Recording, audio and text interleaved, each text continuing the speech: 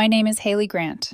I'm 35 years old, and my marriage ended because my husband decided that his little brother's ego was more important than the truth. If you'd asked me a year ago what could possibly blow up 6 years of marriage, I would have guessed something dramatic and obvious: an affair, a hidden addiction, secret debt. I would not have guessed my brother-in-law tried to kiss me while I was asleep on my own couch, and my husband still managed to make it my fault. But that's getting ahead of myself. It started with Thanksgiving. Lucas and I hosted this year. We've been married for 6 years, together for 9. We have a little 3-bedroom house just outside the city, the kind of place with squeaky floors and a yard his mom likes to brag about on Facebook. I love hosting. I love lists and timers, and the quiet satisfaction of pulling a golden brown turkey out of the oven like I'm on some low-budget cooking show. By noon, the house smelled like butter and rosemary. My Spotify playlist was humming in the background. I was in my element. Then Ryan walked in. Ryan is Lucas's younger brother, 29, newly divorced as of 3 months ago. Before the divorce, he'd always been the charming, slightly irresponsible one. Since the divorce, he's turned that up to 11. New haircut, tight shirts, a stream of thirst trap selfies on Instagram with captions like healed and unbothered, even though everyone knows he's neither. He swaggered into my kitchen carrying a store-bought pie and a six-pack like he was arriving at a frat party instead of a family holiday. "Haley," he grinned, leaning in for a hug that lasted a beat too long. "You look incredible. Like, wow. Lucas, you're punching above your weight as usual." I laughed it off because that's what women do when something feels off, but we don't want to make it weird. "Pie on the counter," I said, stepping back. "You're on potato mashing duty in 10. "Anything for you," he said, and there was this little glint in his eyes I pretended not to see. Lucas came in behind him, carrying a salad his mom had insisted on contributing. "Ryan, stop hitting on my wife and go wash your hands," he joked, ruffling his brother's hair. Everyone laughed. I laughed too. But the thing about jokes is they're often rehearsals for what people really think. The rest of the afternoon blurred into the usual Thanksgiving chaos. His parents arrived, his older sister and her kids. There was bickering about football, a minor crisis when we realized we'd forgotten cranberry sauce, laughter around the table when Ryan did his over-the-top impression of his divorce lawyer. From the outside, we probably looked like any other loud, messy, loving family. From my seat at the head of the table, I kept feeling Lucas's eyes on me. Not in the soft I love you way, in the measuring way. Every time I refilled Ryan's wine glass, every time I laughed at one of his ridiculous stories, I could feel that look, like Lucas was collecting moments, storing them away. At one point, Ryan said, "Honestly, Haley, you're a lifesaver. Letting me crash here for the weekend? Some people would have told me to rot in my sad bachelor apartment." "It's just a pull-out couch," I said, shrugging. "And your family." "Best sister-in-law ever," he declared, raising his glass. Lucas's jaw tightened. I noticed. I pretended not to. By 8 o'clock, everyone was gone except for Ryan, who was staying in the guest room. The dishwasher hummed, the counters were sticky with gravy splatters, and my back ached in that satisfying "I did something today" way. I was at the sink, running hot water over a casserole dish, when I felt the air in the room change. Lucas went quiet. Not normal quiet. Heavy quiet. The kind of quiet that makes your skin prickle. "What's wrong?" I asked without turning around. "Nothing," he said, which in marriage language means absolutely something. I set the dish down, wiped my hands on a towel, and faced him. He was leaning against the counter, arms crossed, eyes distant. "Lucas," I said gently. To me. He stared at me for a long beat, like he was deciding whether to open a door or slam it. "Did you have fun?" he asked finally. "Yes," I said slowly. "It was a good day. I think your mom actually liked the stuffing this year, which is a miracle." He didn't smile. "Yeah," he said. "You and Ryan seem to have a great time." I blinked. "We were all having a good time. That's the point of Thanksgiving." "Come on, Haley," he said, pushing off the counter. "Don't play dumb." The words landed like a slap. "Excuse me?" "I saw how you were with him," he said, voice rising, laughing at every joke, touching his arm, refilling his glass every 5 seconds. "You barely talked to me all night." I just stared at him, trying to process how the man who'd kissed me on the forehead that morning over coffee was now accusing me of what exactly? "Lucas," I said slowly, "I was talking to everyone, hosting, making sure people had drinks. You know, the thing I've been doing every year since we started this tradition." "You were flirting with my brother right in front of me," he snapped. The room tilted. My first instinct was to laugh because it was so absurd, but his face was deadly serious. Flirting, I repeated. With Ryan? Don't act like it's insane, he said. The way you looked at him, the way you lit up when he walked in. I lit up because your family was arriving, Lucas, because I've been cooking since 7 a.m. and I wanted today to go well. His voice dropped into that cold, clipped tone I hate. I'm not blind, Haley.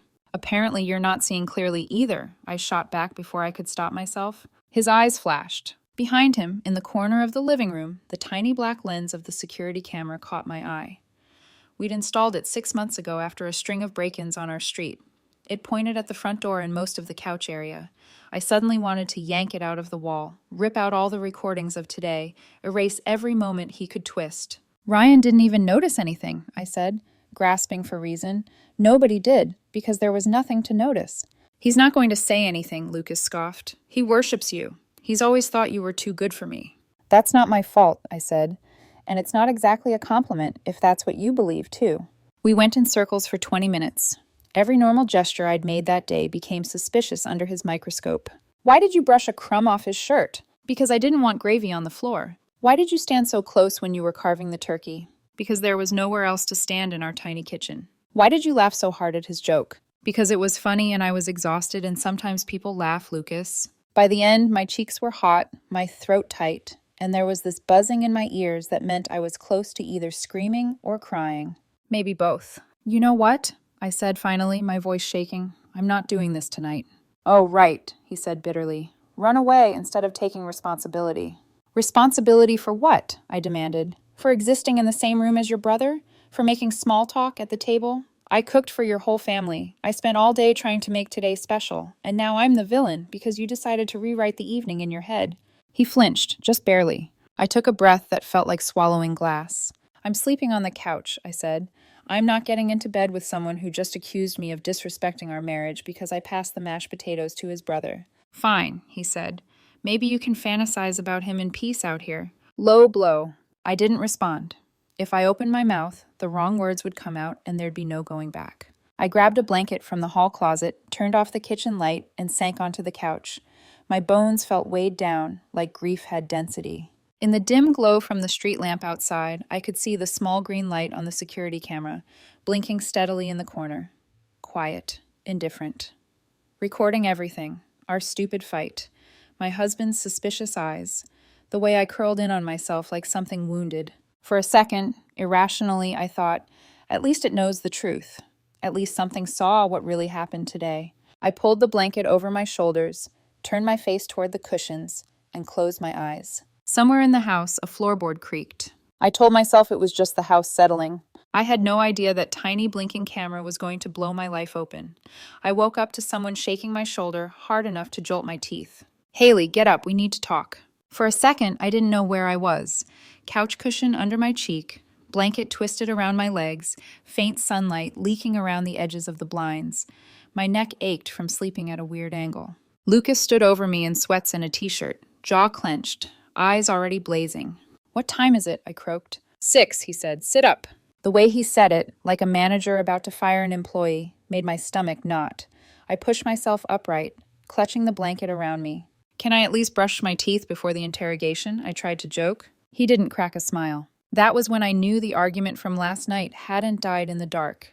It had metastasized. He made coffee like a man performing a ritual, all sharp movements and silence. The kitchen felt colder than the outside air, despite the heater humming. I sat at the table, fingers wrapped around the mug he put in front of me, watching steam curl up between us. I've been up all night, he said finally, thinking. Okay, I said carefully. I can't ignore what I saw yesterday, he went on. The way you were with Ryan, the way he was with you. I deserve better than a wife who disrespects me in my own house. There it was, not concern, not confusion, a verdict. My heart rate picked up, loud in my ears. Lucas, we went over this, I said. I wasn't flirting with your brother. You can say that all you want, it doesn't change how it looked. How it looked, I repeated. According to who? Because everyone else seemed to think it was just Thanksgiving. He leaned forward, eyes hard. I think we need to talk about boundaries. Maybe counseling. Because if you don't see the problem with cozying up to my brother, I don't see the problem with being polite to your brother at dinner, I cut in, sharper than I meant to. That's what happened. You're rewriting the night in your head. His lips pressed into a thin line. So it's all in my head? Yes, I snapped. It is, and I'm fucking tired, Lucas. The words hung there between us like smoke. For a moment, I thought he might soften, that he might see the exhaustion in my face, the hurt in my jittering hands. Instead, he sat back, armor sliding into place. If you're so sure I'm crazy, he said, then you won't mind proving it. Proving what? Last night, he said slowly, like he was explaining a math problem to a child. You slept out here, right? On the couch? Yes, I said, as you suggested. And you're saying you did nothing inappropriate. You didn't sneak off to Ryan's room, you didn't… whatever. I stared at him. Obviously not. Good, he said. Then let's check the security camera. For a beat, I just blinked at him. What? You're the one who insisted we install them, he said. For safety. One of them is pointed right at this couch, so if you did nothing wrong, we'll see that, right? His tone implied he expected the opposite. Something ugly twisted in my chest. He thought he was about to catch me in a lie. That was how deeply he'd already decided who I was. But I also felt something else. Cold, clean, like a scalpel slicing through fog. Proof. Fine, I said. Let's watch. We moved to the living room. He grabbed his phone, opened the camera app, selected the feed from the front room. The image from last night appeared. Me, curled up on the couch in leggings and an oversized sweatshirt, hair in a messy bun. He scrubbed back to around 11 when I'd pulled the blanket over myself and turned toward the cushions. Here, he said. Let's start from when you laid down. He hit play. For a long stretch, nothing happened. Just grainy footage of me sleeping, the occasional flicker of headlights through the window. Lucas watched with this tight, anticipatory expression, like he was waiting for me to suddenly leap up and sprint down the hall to Ryan's room. I watched myself breathe. It felt like watching a stranger, some woman who still thought her marriage was bruised, not broken. An hour ticked by at 2x speed. Nothing. See, I said softly, I told you, I slept. He rolled his eyes, but I didn't miss the flicker of doubt. Keep watching, he muttered. Then, at 12:34 a.m., the guest room door opened. Lucas's thumb froze over the screen. Ryan stepped into the frame, barefoot in joggers and a t-shirt. Hair mussed, like he'd just rolled out of bed. He glanced toward the hallway that led to our bedroom, then toward the living room. He hesitated. Then he walked in. I felt my own body go cold, sitting there on the couch in the morning, watching his blurry figure approach my sleeping one from the night before. What is he? Lucas murmured. Ryan stood over the couch for a good 30 seconds, just watching me. It was worse than I remembered, because I hadn't remembered it at all. I'd been unconscious for the whole scene. Seeing it now felt like watching a true crime reenactment where you were the victim. That's creepy, Lucas muttered. No kidding, I thought, but my throat had gone dry. On the screen, Ryan sat down on the edge of the couch, incredibly close. My sleeping self didn't move. He reached out, touched my shoulder. A small sound escaped me in real life. I hadn't known that part. Only felt vaguely sore this morning. That was why. I didn't wake up in the footage. I just shifted a little. And then Ryan leaned in. He wasn't adjusting a blanket. He wasn't checking if I was breathing. His hand slid to the back of the couch, and he clearly angled his face toward mine. His mouth was inches from mine when my body, in sleep, turned away. Just a random movement, like rolling over. He jerked back, startled. The expression on his face was clear, even in the grainy footage. Panic. He looked toward the hallway again, then hurried back down it. The guest room door closed. The clip ended.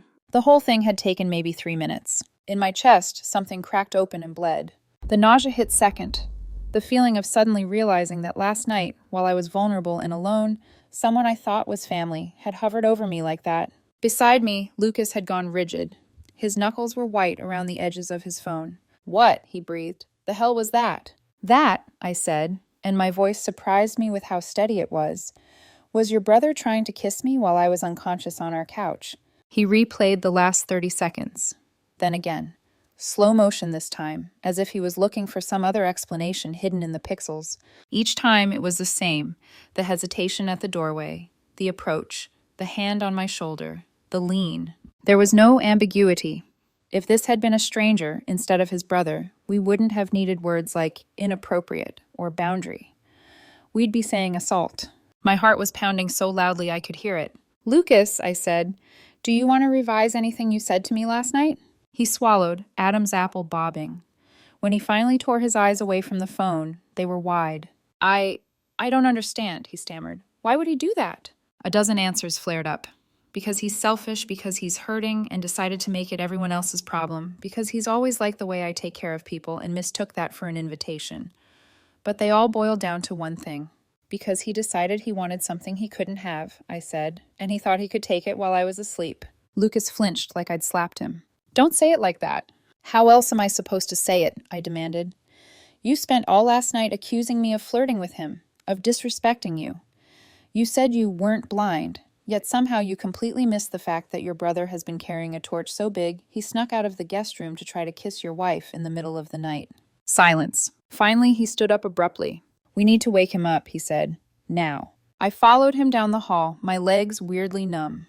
The door to the guest room was closed, a strip of faint light peeking out under the frame. Lucas pounded on it.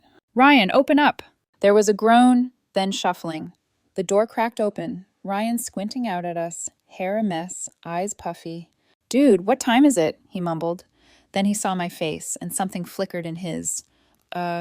Everything okay? Lucas shoved the phone practically into his nose. Explain this, he said. We all watched the clip again. This time, I didn't look at the screen. I watched Ryan. I watched his face go from confusion to recognition to sheer, naked horror. I was checking on her, he stammered. I thought I heard something and... Checking on me with your mouth, I snapped. You tried to kiss me, Ryan. No, I was just... There's no blanket in your hand, I cut in. You weren't adjusting anything. You were about to put your lips on mine while I was asleep. His eyes darted to Lucas, desperate. I was drunk, he tried. I didn't mean... You were stone sober when you went to bed, I said. We stopped drinking hours earlier. Try again. For a moment, the hallway felt like a courtroom. Lucas the judge, me the prosecution, Ryan scrambling for a defense that didn't exist. Finally, his shoulders sagged. His eyes filled with tears that felt less like guilt and more like self-pity. Okay, he whispered. Fine. I've had feelings for you for a long time, Haley. Since you and Lucas got serious. I thought maybe... I don't know. After the divorce, everything's messed up. I thought maybe there was something there last night. You were laughing at my jokes. You hugged me. So I deserve to be kissed in my sleep? I demanded. No, he said quickly. I just wanted to see if there was anything. In what universe is that an acceptable way to see? I asked, incredulous. He looked at Lucas again like he was begging him to step in. Man, you know I wouldn't hurt you, Ryan said. I got confused, okay? She's always so nice to me, and your marriage. It seems strained lately, and... Stop talking, Lucas snapped. For a brief second, I felt a flicker of relief. There it is, I thought. The outrage, the protectiveness, the part where he realizes I was the one violated here. Then he turned to me. Why didn't you wake up, he asked. I stared at him. What? When he touched you, Lucas said. When he sat on the couch. You didn't move. You didn't tell him to back off.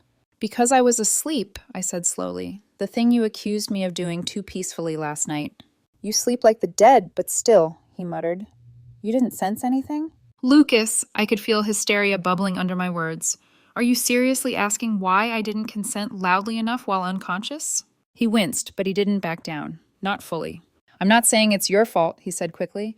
I'm just saying he wouldn't have done that out of nowhere. He must have misread something. During the day, the way you were with him.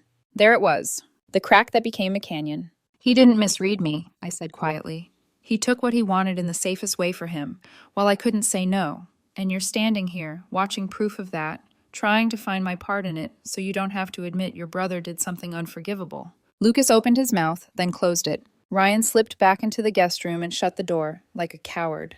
I stood in the hallway, heart pounding, looking at the man I married and seeing, for the first time, the lengths he would go to in order to protect his version of his family. Later, when he went to shower, I took his phone, pulled up the footage again, and forwarded it to his mother. No explanation, just the video. 10 minutes later, my phone rang. Her name lit up the screen. When I answered, there was a long silence, and then her voice, small and shaken. Oh, she whispered. Oh, Haley, this is not what Lucas told us. No, I imagined it wasn't. This was only the beginning. Lucas's mother called 3 times before I finally picked up. I was still sitting at my kitchen table, that grainy security footage echoing in my mind like a nightmare on loop. Lucas had gone to talk to Ryan, which really meant storming down the hall and slamming the guest room door behind him. I could hear muffled shouting, accusations, Ryan's uneven, panicked voice. Then nothing. Silence, like the whole house was holding its breath. On the third call, I forced myself to answer. Haley, his mother said, her voice trembling, I need you to come over tonight. We're having a family meeting. I don't think that's a good idea, I said. I'm not in the emotional shape to... No, she said, firmer this time. I understand, but I need the rest of them to see this. I need them to understand what really happened. Which meant Lucas had already called them. Which meant he'd already twisted the story. My grip tightened around my phone. I'm sending the video to you, I said. You can show it. I'm not walking into a room where people already think I'm the villain. She didn't argue. She only said, send it, and then hung up. I forwarded the footage. 10 seconds later, she texted back, oh my God. And then, I'm so sorry. Come if you want. But if you don't, I will handle it. I didn't go. I didn't trust myself not to scream. The updates came in waves. It was nearly 10 p.m. when my phone rang again. Lucas's mother. Her voice sounded older, smaller. It was bad, she said. Everyone is in shock. I closed my eyes, bracing myself. She told me everything. They had all gathered at her house, his parents, his older sister and her husband, and Lucas and Ryan. She'd played the video on her big TV. No commentary, no introduction, just the truth. Ryan sat frozen, face pale, as the clip replayed. Lucas kept repeating, this is out of context. There must be something missing. She must have encouraged him during the day. She laughed at his jokes. His mother cut him off. She cooked and hosted Thanksgiving for this family, she said. You will not blame her for this. But Lucas was unraveling. If he accepted the truth, then his brother wasn't just reckless, he was dangerous, and Lucas had defended him, had called me delusional, had accused me of creating the problem. Accepting the truth meant facing what he'd done. And Lucas has never been good at facing anything that makes him feel wrong. His sister, the older one, always blunt, turned on Ryan. What is wrong with you? She demanded. What kind of man tries to kiss his brother's wife while she's unconscious? Ryan burst into tears. Real ones, or at least loud ones. She's always been so nice to me, he sobbed. She's the only one who ever believed in me. I thought maybe she felt it too. Yesterday she was smiling at me and laughing at my jokes, and she hugged me when I arrived. That's called being polite, his father barked. She misled me, Ryan insisted, voice breaking. No, his sister snapped. You misled yourself. Finally, under the pressure, Ryan cracked. He admitted everything. The crush, the late-night test, the feeling he could confess while I was asleep because it was safer. Lucas apparently had gone sheet white. But then, because denial is a hell of a drug, he doubled down. She must have been giving him signals, he said. He wouldn't have done that for no reason. My jaw tightened as she relayed this. Even in the face of proof, he couldn't let me be innocent. Because if I was innocent, then his brother was guilty. And if his brother was guilty, then Lucas should have protected me instead of accusing me. That was a version of reality he simply could not live with. My mother-in-law continued. I kicked Ryan out, told him he's not welcome here until he's in therapy. Your father is furious. Your sister said she's blocking him until further notice. And Lucas, I asked? There was a long pause. He left, she said finally. He stormed out. He said you twisted this, that you're trying to make him look bad. I swallowed, my throat tight. Of course he did. The coffee shop meeting. Lucas texted me the next morning. We need to talk, in person. Noon? The coffee shop near the house. I almost didn't go, but I needed to hear what version of reality he planned to defend. He was already there when I arrived, elbows on the table, staring into a mug like it held the answers to the universe. He looked wrecked, dark circles under his eyes, hands fidgeting. For one stupid second, I felt a pang of sympathy. Then he looked up and said, I owe you an apology, but I still think you need to acknowledge your part in this. My blood turned to ice. What part, I asked carefully, do you imagine I played in being kissed while unconscious? You were laughing at his jokes, he said quietly, eyes glued to the table. You hugged him when he walked in. You stood close in the kitchen. You joked with him. He probably misinterpreted that. You know how he is. You should have set better boundaries.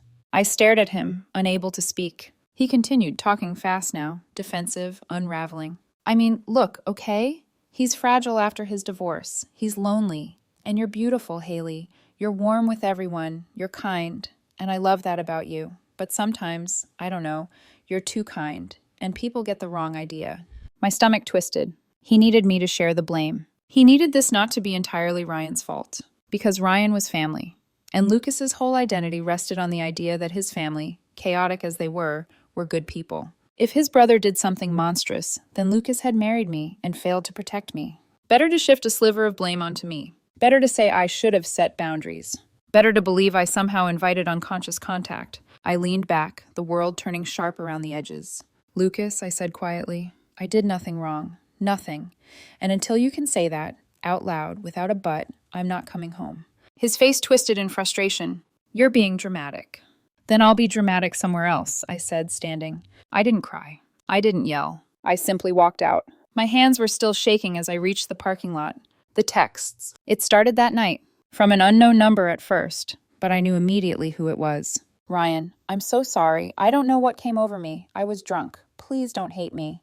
I didn't respond. 20 minutes later, Ryan, I'm mortified. Please don't tell Lucas anything else. I'll apologize properly when I see you. You didn't do anything wrong, I swear. The irony of him saying that when Lucas couldn't bring himself to say it was almost too much. The next morning, Ryan, I know this is weird, but I think we should talk. Clear the air. No. That night, Ryan, I know you're mad, but I meant what I did. I have real feelings for you, Haley. My skin crawled. I forwarded every message to Lucas. His response? Why is he texting you? Did you say something to him? You're making this worse by engaging. Just block him. I didn't even bother replying. I threw my phone onto the passenger seat, leaned my head back, and let the cold, hard truth settle into my bones. I wasn't just living in a marriage built on fragile foundations. I was living with a man who needed me to be wrong so he didn't have to face that his brother was dangerous. And if that was the case, then the marriage wasn't cracked. It was already shattered, and the pieces were cutting into me. This was only the beginning. I didn't go home that night. Home. Funny how fast a word can stop fitting. After the coffee shop, after watching Lucas twist himself into knots to avoid saying you did nothing wrong, I drove straight to my sister's place across town, tossed my overnight bag on her couch, and told her I needed a few days. I didn't tell her everything yet. I gave her a watered-down version. Boundary issues with his brother, some gaslighting. I just need space. I wasn't ready to say the words out loud. Your brother-in-law tried to kiss me in my sleep, and my husband is trying to grade my level of unconsciousness for blame. For the next few days, I floated on autopilot. Work, sleep, stare at the ceiling, repeat. Lucas texted here and there. Can we talk? I miss you. This is all a mess. We can fix it. Never once. I was wrong. You weren't. On Thursday, I went back to the house. I told myself it was just to grab more clothes, some files, my laptop charger, practical things. Evidence of a life that existed before that blinking green camera turned into a mirror I couldn't unsee. Lucas said he'd be at work late. Ryan wasn't supposed to be there at all. That's what I told myself when my stomach knotted, walking up the front steps. But the moment I opened the door, I knew someone was inside. A low hum of music, the faint, sharp smell of red wine. Hello? I called, already annoyed. Lucas? No answer. I dropped my keys on the entry table and walked into the living room. Ryan was there. He'd cleaned up. Dark jeans, a button-down, hair styled, cologne just this side of too much. A bottle of wine open on the coffee table, 2 glasses poured. The lights were dimmed, like we were about to have some sort of date. My skin crawled. What are you doing here? I asked. He jumped a little, like he hadn't expected me this soon, then forced a nervous smile. Hey, he said, standing. I'm glad you came. We really need to talk. I took in the glasses, the bottle, the way he'd positioned himself on the edge of the couch where I usually sat. No, I said flatly. We really don't. Just hear me out, he said quickly, taking a step toward me. Please. Lucas said you might stop by to grab some things, and I thought this would be a good chance to clear the air without everyone else around, just us. My heart rate spiked. Lucas knows you're here? I asked. He hesitated. It was barely a pause, but it was enough. He said it would be good if we could resolve things, Ryan said. For the family. He thinks you're blowing this all way out of proportion, and that was as far as he got before I pulled out my phone. I didn't even think about it. My muscle memory did. I opened the voice recorder app and hit the big red button, slipped the phone into my hoodie pocket, screen down. If there was one thing this whole mess had taught me, it was that I needed receipts, cameras, audio, something other than my word against a man's preference for believing his brother. I'm leaving in 10 minutes, I said. Say whatever you're going to say, and then you get out of my house. Ryan's face crumpled in that wounded puppy way that used to make people coo at him at family dinners. Now it just made my jaw clench. Haley, come on, he said. Don't be like this. You know I'm not a bad guy. You tried to kiss your brother's wife while she was unconscious, I said. That seems like a working definition. He flinched as if I'd slapped him. I told you I got confused, he said. I was in a bad place. The divorce really messed me up. You're the only one who's always been kind to me, and I read too much into it. You read too much into me handing you mashed potatoes, I said. Don't make your desperation my responsibility. He ran a hand through his hair, pacing a small line in front of the coffee table. I know what I did was wrong, he said. I know that. Okay? But it came from somewhere real. I've had feelings for you for years, Haley. I tried to ignore them, but yesterday, being in the house again, seeing you, hearing you laugh, it all came rushing back. It felt like fate or something. Fate doesn't creep up on people in their sleep, I said. Predators do. He stopped pacing. Wow, he said softly. That's harsh. I'm done softening things for you, I said. I've been softening you for Lucas, for your parents, for everyone, for years. Oh, he's just struggling. Oh, he's just finding himself. Oh, he's just whatever. Meanwhile, you're 30 years old and still acting like the consequences of your actions are optional. Something in his face shut down. I thought you got me, he said. I thought you, of all people, understood how hard it is to be the screw-up sibling. Lucas is the golden boy, and you're perfect. Home, career, everything figured out. That's projection, I said, and it doesn't justify what you did. He took a step closer. I held my ground, but every muscle in my body was ready to bolt. Look, he said, lowering his voice like we were conspirators instead of opposites. Your marriage is falling apart anyway. He accused you of cheating with me before I even did anything. He doesn't trust you. He never really has. You know that, right? The words hit like he'd swung a bat at my ribs. I know he doesn't trust me enough, I said. That doesn't mean I'm going to prove him right. I could treat you better than he does, Ryan said. I see you. I pay attention to you. We could be good together, if you just give it a chance. It would have been laughable if it hadn't been so horrifying. The sheer entitlement. The way he spoke like there was already a we that I'd forgotten to sign off on. There is no we, I said, enunciating each word. There has never been a we. You are my husband's brother. That's it. You crossed a line. Multiple lines. There is no coming back from that. His face darkened. You can't tell me you never noticed me, he said. Never thought about it. The way you hugged me, the way you looked at me sometimes. I have never thought about you like that, I cut in. Not once. And I am done having my politeness weaponized as consent. He stared at me, breathing hard. You're being so cold, he whispered. I put myself out there and you're just rejecting me. Yes, I said. I am rejecting you. Clearly. Definitively. I don't want you. I don't want this conversation. I want you out of my house, now. He looked at me for a long moment. Then something in his expression sharpened, turned mean. You're going to regret this, he said quietly. You think he's going to forgive you when I tell him how you really are? How you led me on and then threw me under the bus? There it was, the threat I'd been expecting. I smiled. It didn't feel nice. Say whatever you want, I said. I have the video, and now... I tapped my pocket.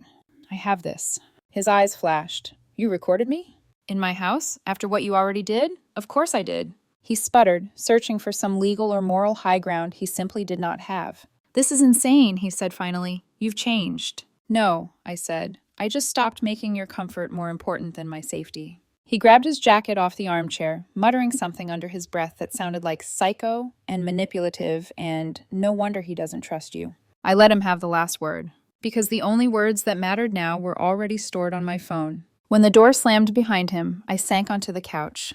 My knees were shaking in that delayed way they do when your body finally realizes how close it felt to danger. I replayed the recording, listening to his own voice hang him with his sentences, the feelings, the we, the dig about my failing marriage, the you'll regret this.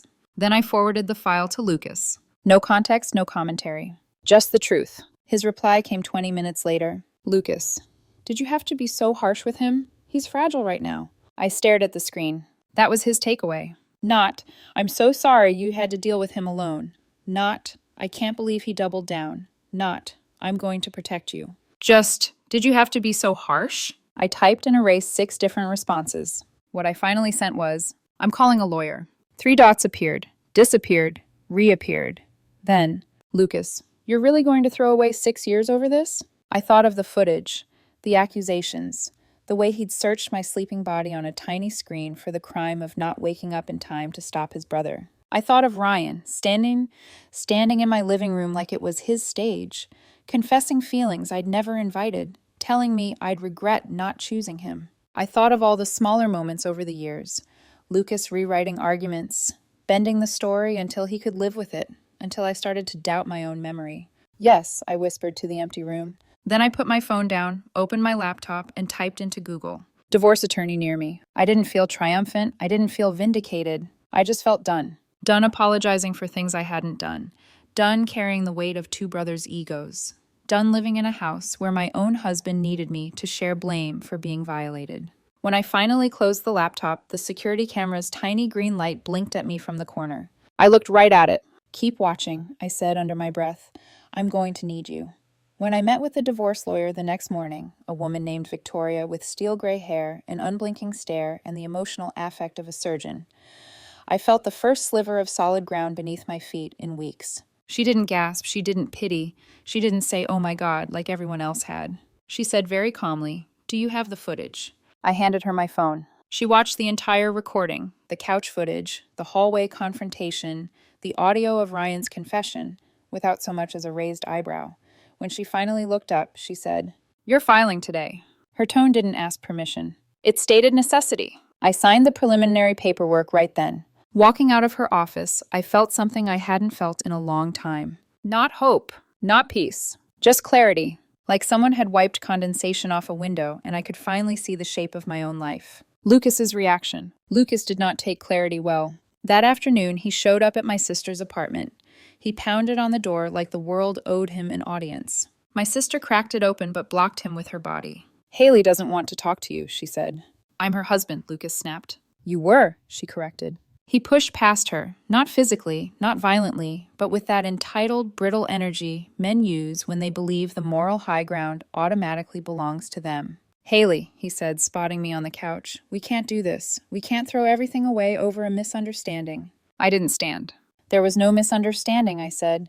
"Your brother tried to kiss me in my sleep. You blamed me for it. You're still blaming me for it."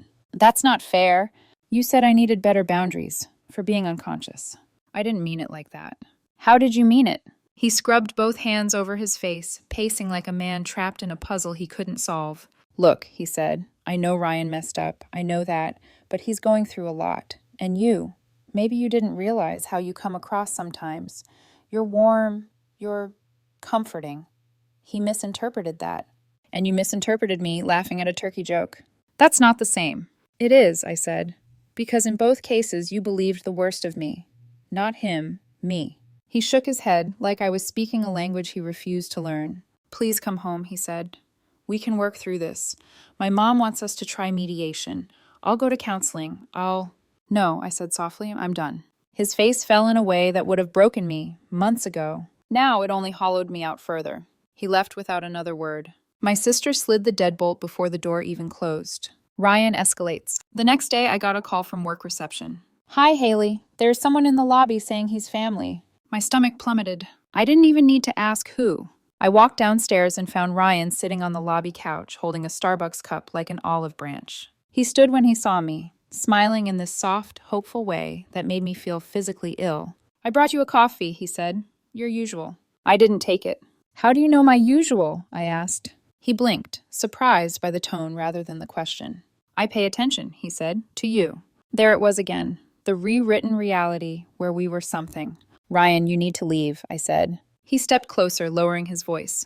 "Come on, just lunch, just a conversation. I know everything is messy right now, but we can talk like adults." "No," I said, "we can't. You need to go." He tried to hand me the coffee again. "We can fix this," he whispered. "You and me. We're connected. You feel it. You have to."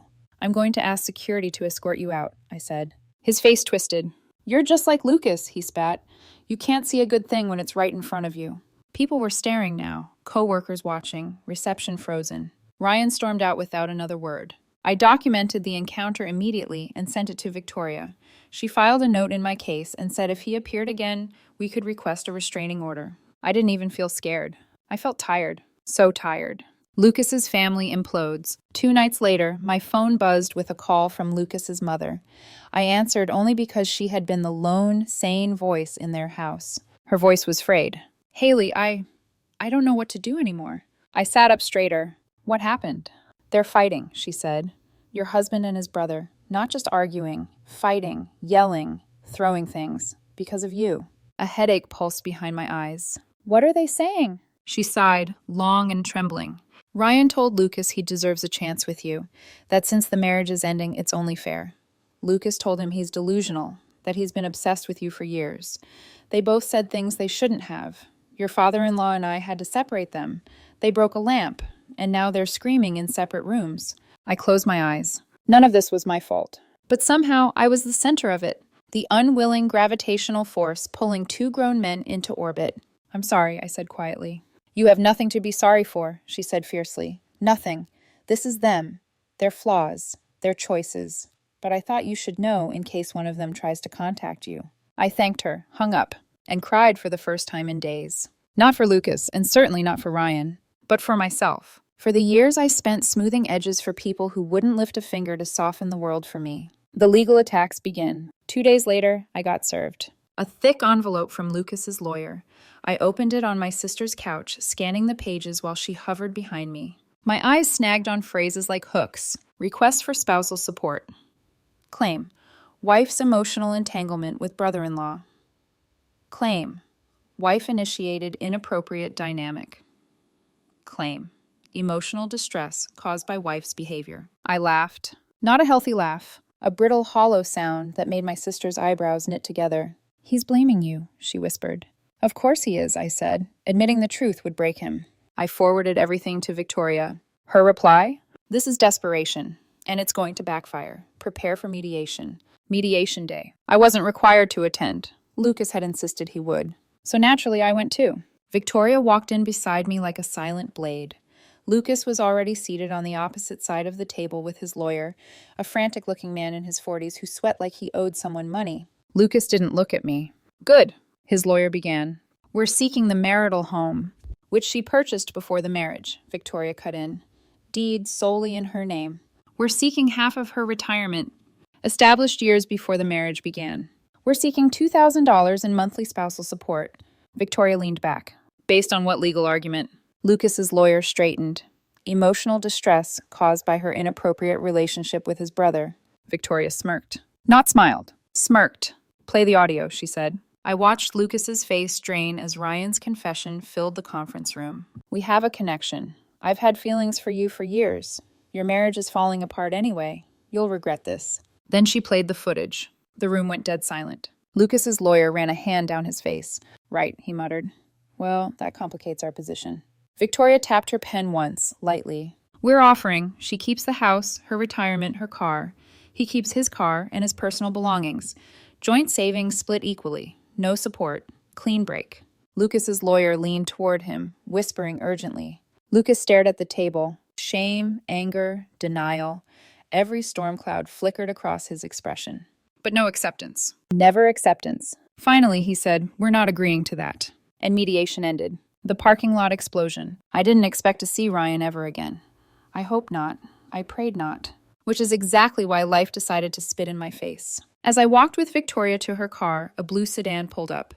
Too quickly, too purposefully. Ryan stepped out. My chest tightened. He walked straight toward me, ignoring Lucas entirely. Haley, he said, we need to talk. No, I said immediately. We don't.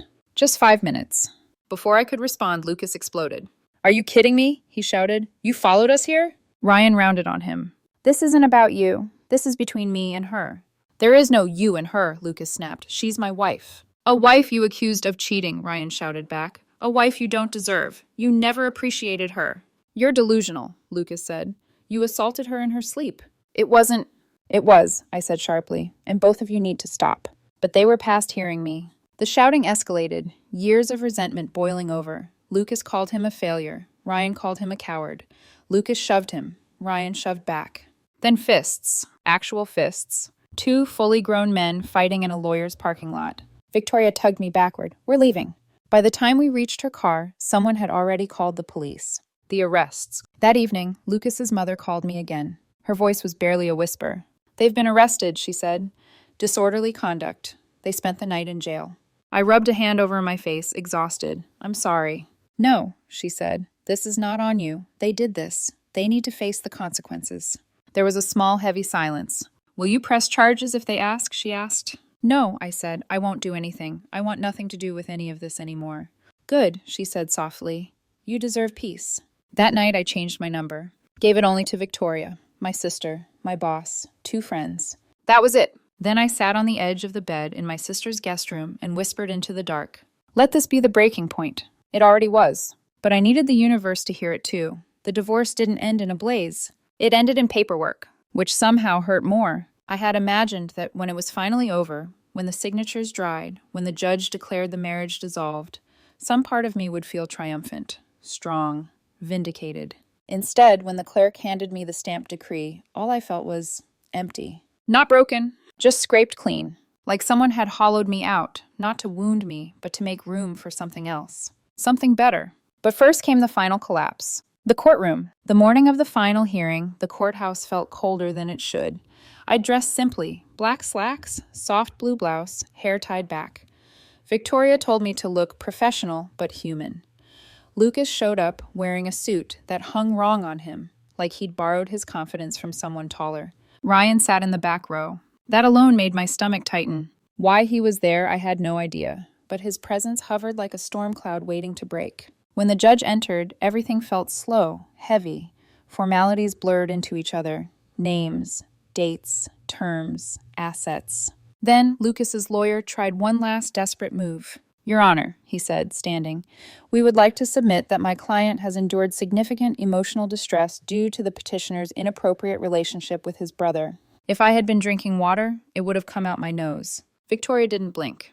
"Your Honor, we have video evidence directly contradicting that claim, as well as audio recordings." The judge held up a hand. "Play them." The footage played on a small screen. The grainy living room, my sleeping body, Ryan's approach, the lean-in, the near kiss, the recoil. The judge's face hardened, like wet cement drying. Then the audio. Ryan's voice filled the courtroom. "I've had feelings for you for years. We have a connection. Your marriage is falling apart anyway. You'll regret this."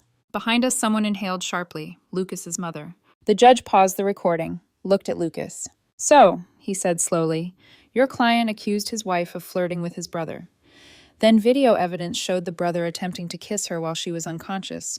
Then audio shows him confessing he pursued her actively, and we are still arguing that she had an affair?" Lucas's lawyer opened his mouth, closed it, opened it again. Nothing came out. The judge sighed. "Motion denied, permanently. We proceed with the petitioner's proposed terms."